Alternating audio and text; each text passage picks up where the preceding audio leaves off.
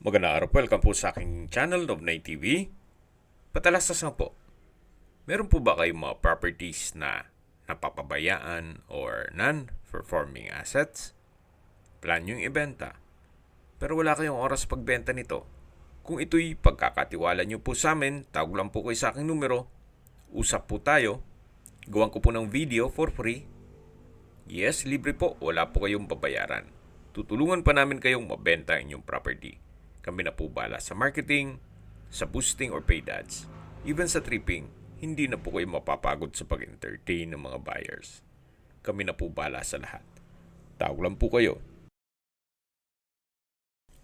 Nandito po tayo ngayon sa Dasmariñas, Cavite, sa isang exclusive subdivision na kumpleto po ang amenities at meron pong 24 hours security. Ito pong bagong video presentation natin ay isang residential property na may lot area na 285 square meters. Then ito naman pong 2-story house ay may floor area na 210 square meters. Meron pong 5 bedrooms, 3 toilet and bath, 2 carport at garden. Kaya po, tunghayin niyo po, napakaganda po nitong property. Ito po ay well-maintained kaya ready for occupancy. Meron pong mga side garden hanggang dun sa dulo.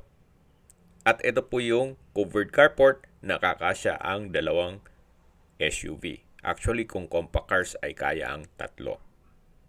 So yan po yung side garden. Dito po sa kabila ay may bakanting spasyo para sa garden set. Then meron pong grotto. At ito po yung main door. May aluminum screen door. At samahan niyo po ako. Pasok po tayo. Welcome po dito sa bahay ni Madam. Ito po yung living area o salas na napakalaki ng espasyo. At meron po itong customized glass window sa dulo.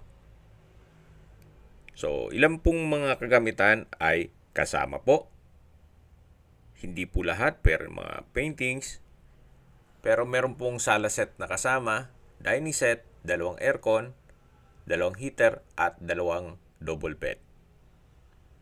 So ito po yung living area o salas.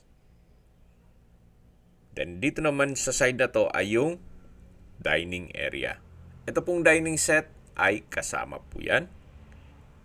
Then meron pong customized glass window at sa dulo ay may access glass door with security grill. Papunta naman dun sa setback. Mula po dito sa dining area, dito naman po nakapwesto ang stairs o hagdan. At meron pong understair storage. So mula po dito, lipat tayo sa formal kitchen. Dito po sa formal kitchen ay may kitchen countertop, gas range, range hood, kitchen window, breakfast table, kitchen cabinets and drawers, wall-mounted rack, then may 2 kitchen window, at storage ng kitchen utensils. Dito po nakapwesto yung double stainless sink with faucet. So meron pong access door at aluminum screen door na papunta naman dito sa covered service area. At yan po yung perimeter fence na kung saan malaki pa din po ang espasyo. So balik po ulit tayo dito sa loob. Ito po yung formal kitchen.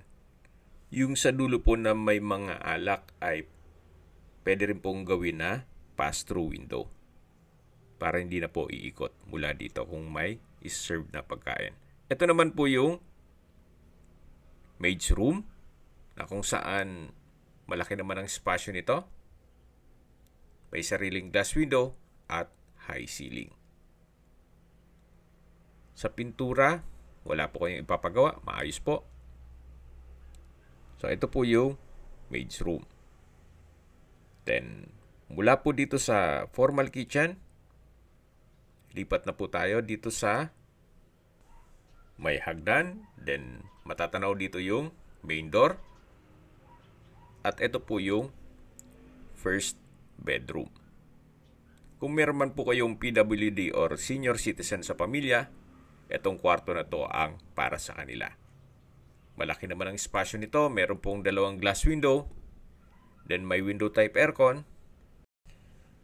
Maayos po ang pintura ng ceiling at wall. May pin lamps, may center lamp. Then lahat pong glass windows ay may security grill. At naka-tile flooring na rin po ito. Paglabas niyo po ng first bedroom ay katabi lang nito ang common toilet and bath. Kung saan meron pong hand wash basin, vanity mirror, water closet with bidet, then shower curtain, at overhead shower. Meron din pong bathroom window. Meron din po pala ditong shower water heater set. So, working din po yan. Dito po kasi sa Dasmariñas, especially pag bare months, ay malamig din po ang klima. Kaya kailangan din po talaga yan. So, yan po yung common toilet and bath. At paglabas po ay matatanaw ang dining area, yung main door, at ito na po yung stairs o hagdan. Ito po yung naka-wooden handrail and railing, then naka-tiled staircase. Meron din po itong staircase window na nag-serves as natural sunlight dito po sa area ng hagdan. Samahan niyo po ako, akyat po tayo. At nandito na po tayo sa second floor. Ito po yung family area. Then, ito pong sala set. Hindi ko alam kung isasama pa yan or yung sa baba. So, depende po sa pag-uusap na lang ninyo ni Madam kung alin ng magiging freebies. At check po muna natin itong pangalawang kwarto na kung saan naka-solid wood door. At ito po yung master's bedroom. Napakalaki po ng spasyo. Meron pong customized glass window. Wooden design itong tile flooring. May center lamp. Then maayos po ang pintura ng ceiling at wall. May window type aircon. At may sariling toilet and bath. Ito po yung naka-solid wood door. May ceramic pedestal sink. Then, vanity mirror, water closet with bidet, then naka-tiled bathroom wall. Dito naman nakapwesto yung walk-in closet. From floor to ceiling po yan. Then, meron pong enclosure dito para sa bathtub. Naka-tiled bathroom wall na rin po dito. At may shower holder. So, ito po yung toilet and bath dito sa master's bedroom. Labas po tayo. Tunghayin niyo po ulit itong master's bedroom na kung saan napakalaki po ng spasyo. Then, sa CCTV naman, yung mismong box ay hindi po kasama. Pero yung mga camera, iiwan na daw. Balik po ulit tayo dito sa family area. At ito naman po yung third bedroom. Naka-solid wood door. Then malaki din ang espasyo. May dalawang glass window with security grill. Maayos ang pintura ng ceiling at wall. May pin lamps. Then wooden design itong tiled flooring. At meron din po itong wardrobe. So ito po yung third bedroom. Labas po tayo. Paglabas nyo po dito sa third bedroom, ito naman ulit yung family area. At sa dulo ay may glass window. Ito naman po yung fourth bedroom. Naka-solid wood door. Then sa spasyo, malaki din po siya. May dalawang glass window with security grill. Naka-ceiling cove design. May center lamp. Then wooden design itong tile flooring. At meron din pong wardrobe. Na from floor to ceiling din po yan. So, ito po yung fourth bedroom. Yan, mula po dito sa kwarto ay katabi lang niya ang common toilet and bath. Maayos naman po ang mga toilet fixtures nito. May water closet, may hand wash basin, naka-tile bathroom wall, may bathroom window, shower water heater set, na working din po yan.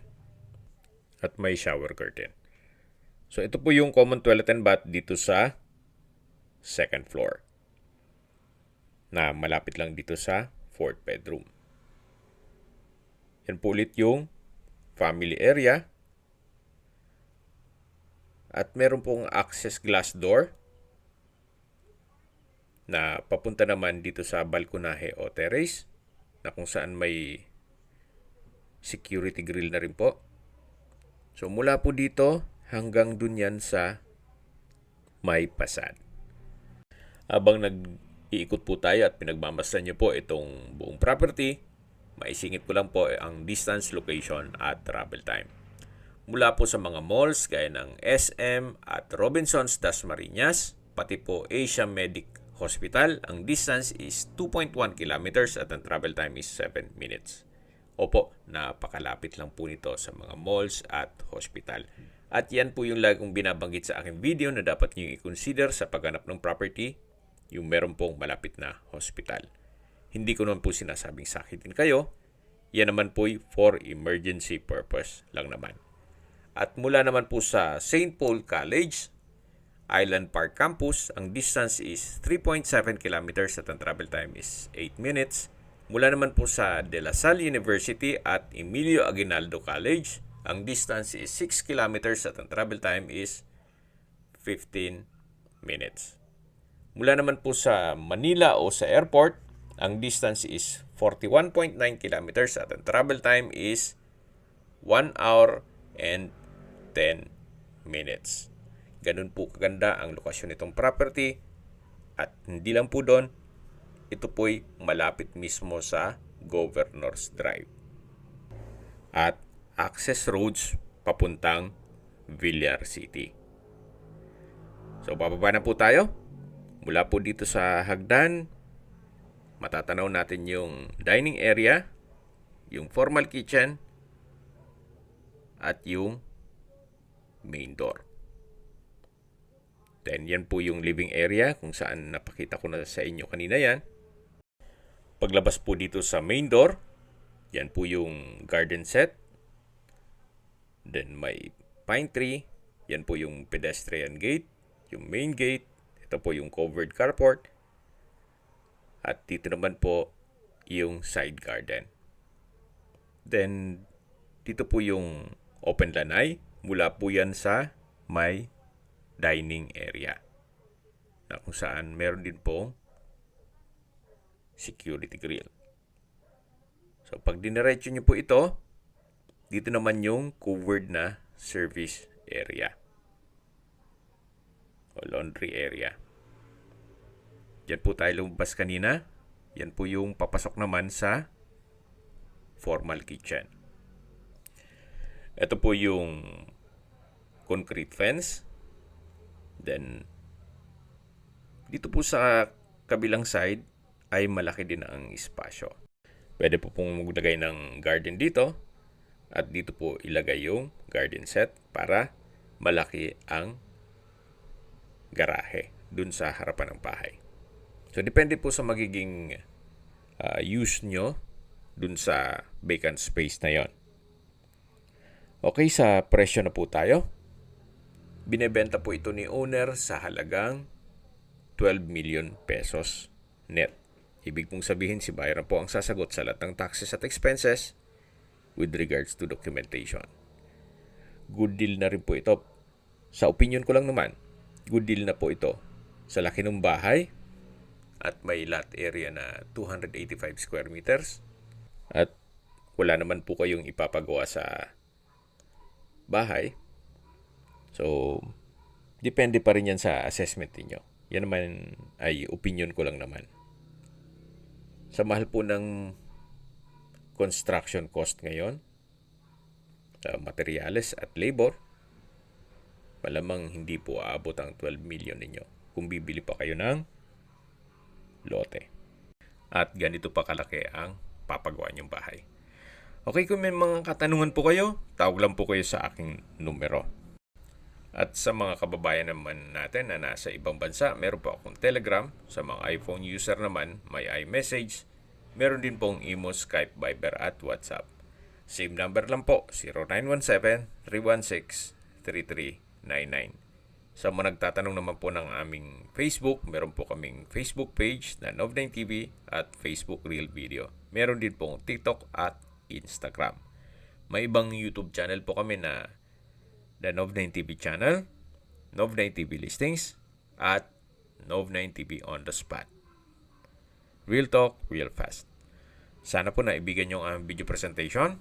Paki-like and subscribe na lang po sa aking channel para ma-update din po kayo sa aking future listings. Kung sakali po hanap nyo yung mas malaking sukat na lupa, meron din po kami ibang listings na pwede nyong pagpilian. Huwag po kayo mag-atubiling tumawag sa amin, then let us know your budget para malaman namin kung anong property pwede naming alok sa inyo. Sa lahat pong viewers, subscriber at nagtiwala po sa amin, salamat po sa suporta. Ingat po kayo lagi at yung pamilya. Maraming salamat po.